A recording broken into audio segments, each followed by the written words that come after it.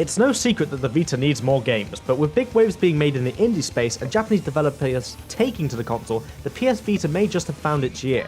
Dragon Ball Z Battle of Z has been ported to Vita from its big console cousin, and I'm happy to report that it has succeeded in capturing the high-intensity action of the series. Mostly.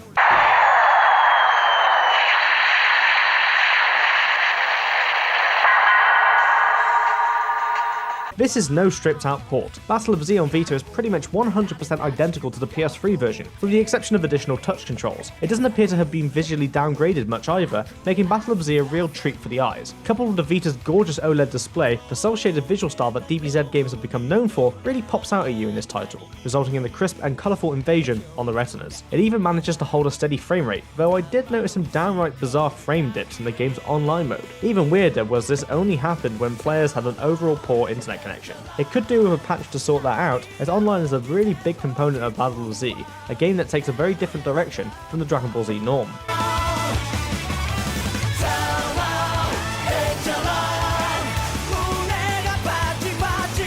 Bear with me here because what I'm about to say might not make sense at first. Dragon Ball Z Battle of Z isn't actually a fighting game. I know it looks like one, but it isn't. What it actually is a team-based RPG brawler, which in single player requires you to pick a balanced team of 4 characters. There are varying types. Ones are heal players, ones that recover ki, fighters that prefer melee attacks, and those who like blowing the damn planet up to pieces with ki blasts. You can pick characters relating to mission objectives, though in the multiplayer co-op mode, you're given free reign. Additionally, you can have clones in your team, so if you've been dreaming of creating a wonder team of glorious Yamchas, you can do, though in later levels you'll find that a balanced team fares far better. The combat system is very easy to get to grips with and packed in a surprising amount of depth, though eventually it sort of just works out best if you button mash. That may be disappointing, but the fast and fluid style of play keeps things entertaining. Criminally though, players are completely unable to charge ki, the energy source of Dragon Ball Z, and the whole reason why the show was full of explosions. Instead you have to chain combos together or rely on teammates to send you energy. It's a neat compromise, but it still feels a bit odd missing out one of the key things about the anime. The mission variety is surprisingly decent. Sure, all you're doing is defeating the enemy, but there are times where you can play as the bad guys or hunt down a billion Cybermen, with a special bonus of one being particularly difficult to defeat. Multiplayer is the big part of Battle of Z though. Here players can team up and compete co-op missions or fight each other in 2 teams of 4, with various game modes in tow. Sadly, with the connection being tied to frame rates, I quickly noticed games slowed down significantly even when they ran fine on single player. It's a tad frustrating, but it's nothing a patch later down the line can't sort out. Overall, Battle of Z is plain simple fun for the newcomer, but actually has a cool amount of depth to it later on, particularly with the boost card system, allowing you to beef up your team against more fierce opponents.